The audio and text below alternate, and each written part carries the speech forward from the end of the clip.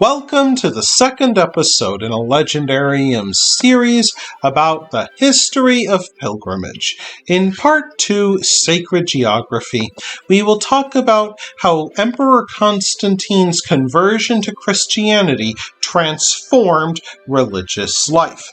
When Emperor Constantine became a Christian, he not only changed his religious life, but he also changed his religion.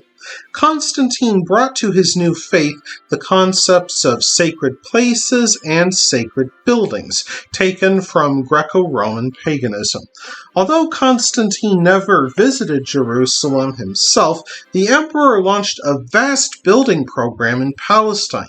His mother Helena oversaw the recovery of important Christian sites. Imperial builders erected great churches upon the site of a rediscovered tomb of Christ, another on the Mount of Olives, and a third in Bethlehem.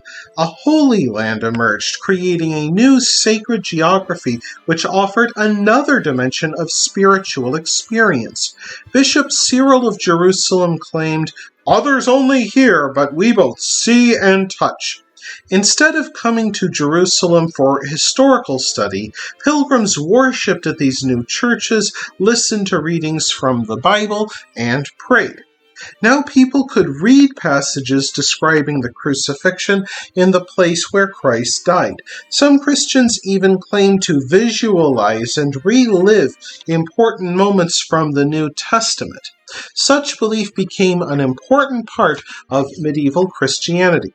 By the end of the 4th century, those who visited saints' tombs anticipated some form of spiritual or physical healing. Pilgrims saw their tombs as points at which heaven and earth intersected, with a saint's relics acting as a bridge between the two. Local saints multiplied as local churches rediscovered and revered the remnants of otherwise unknown figures who ranged from historical Christians to pagan heroes recast as Christian martyrs. Since relatively few people could afford to travel to Jerusalem, church leaders transferred the bones and relics of saints from one place to another. At first, both Roman and church law opposed dismembering saints' corpses to be sent around the world. Yet the congregants insisted upon seeing the bodies of saints for themselves, as they met a need to have a bridge between earth and heaven. Nonetheless, Christian leaders feared that men made idols of saints, while Romans did not like the dead mingling with the living. Vigilantus of Gaul angrily wrote of something close to a heathen ceremony being introduced into his church. He wrote, "Heaps of tapers are lighted, and everywhere a paltry bit of powder, wrapped up in costly cloth, is kissed and worshipped." Despite the objections of some church leaders, the veneration of holy sites, votive offerings made in thanksgiving for healing, and even sleeping by shrines to receive revelations through dreams linked the pagan past to the Christian present. Perhaps that is why they became so popular. These traditions also persisted after the fall of Rome. The Germanic barbarians who overthrew Rome tended to be Christians, but Arians who believed Christ to be a lesser god created by God the Father. Though anathema to Orthodox Christians, pagans often found such an account of Christ's ministry easier for them to understand. As such, the Germanic kings readily added their own gods and saints to the growing list of Christian holy men and women. Indeed, a martyr king could bridge the gap between Arian and Orthodox Christians, helping to fortify his late subjects' faith in the Roman religion. Many Germans already believed their kings had magic powers in life and death, so they readily embraced cults centered on saintly kings.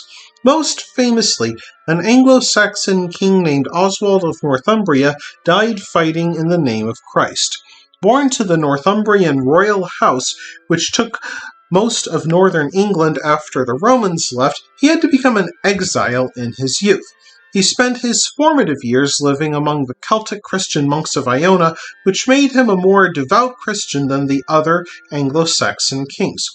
After regaining power in in Northumbria, he became noted for his charity and opposition to the king of Mercia, the fearsome Penda the Pagan. Before a battle in 642, Oswald prayed before a timber cross, but he did not find victory. Instead, Penda the Pagan lopped off his head and hands after he prayed for his men, mounting them on stakes in honor of his god Woden. According to a monk, a bird carried off Oswald's right arm and dropped it near a tree. A spring formed where Oswald's arm landed, and both the spring and the tree began to show healing powers. Soil from the spot where he died is also said to have gained healing power, leading devotees to dig a great pit searching for Oswald's healing earth. Across the Irish Sea, Celtic Christian missionaries from Iona and Lindisfarne converted the Irish chiefs by making their kinsmen the abbots of their monasteries. Some further flattered their royal patrons by making kindly pagan chiefs who granted their monasteries land into Christian saints after they died. In this way, saints continued to bridge the gap between pagans and Christians, and people made journeys to see their relics for themselves in the hope of cleansing themselves of sin. That wraps things up for this episode of The Legendarium. I hope you enjoyed it. If you did, press like. If you want to see more, press subscribe. And if you've got anything to say, let me know in the comments section. Thanks again for joining me, and I hope that you have a great rest of the day.